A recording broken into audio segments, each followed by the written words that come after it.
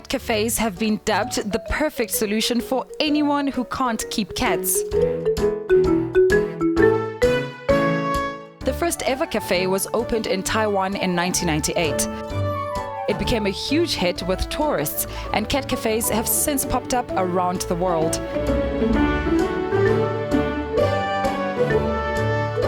It's said that Tokyo alone has nearly 40 of these coffee shops.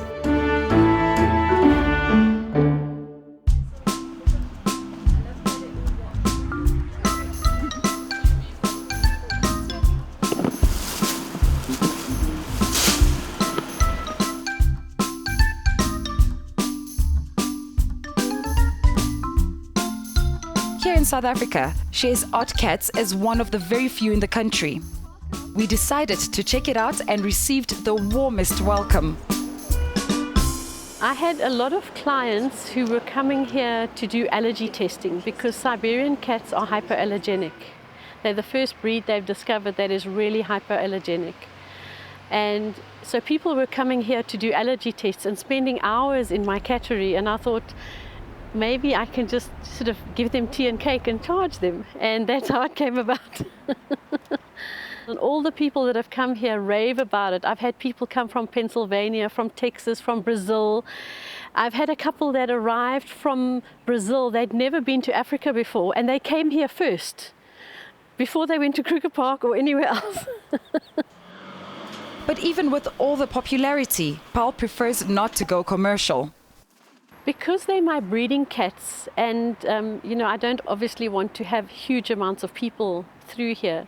So it's by appointment only, and it's people who have a great love for cats, and also that enjoy the outdoors and want to have a cup of tea and cake in a different environment. Where are all these cats from? Switzerland, Canada, Spain, Russia, Chelyabinsk in Russia, Tomsk in Russia, St. Petersburg. I bought them and I brought them out to South Africa to start breeding with them. All these pets are purebred Siberian forest cats and are unlikely to cause an allergic reaction.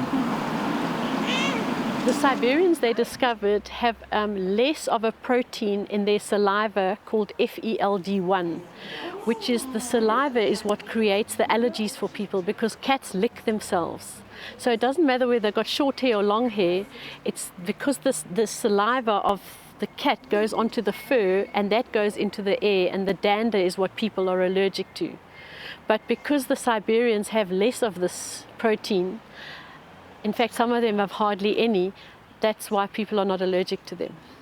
And what about those patrons with hygiene concerns?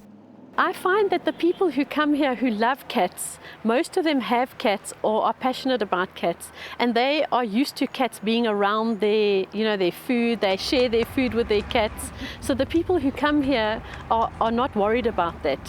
Although when I do serve the tea, I always give them things to wash their hands with before they start eating. But they actually not even worried. They say, no, it's fine. It's also said that being around our feline friends has some calming effects. The purring of a cat is very, very therapeutic and relaxing for humans. And I'll have people who come here and they'll just sit for hours and they just watch them and they just stroke them and they purr and they just love it. I've recently homed a kitten to a girl who's got stage 4 metastatic cancer, and the top thing on her list was she wanted a kitten, but her father's very allergic. So they came to me and they bought a kitten from me, and now this little girl is so happy, and I'm praying that it's going to help her and that she'll heal from it. Not only will you be able to enjoy a slice of cake and a cup of coffee, you can also offer these cute little fur balls some love and attention. Best of all, they can help relieve your stress and anxiety. Lindiwe Sithole, Johannesburg.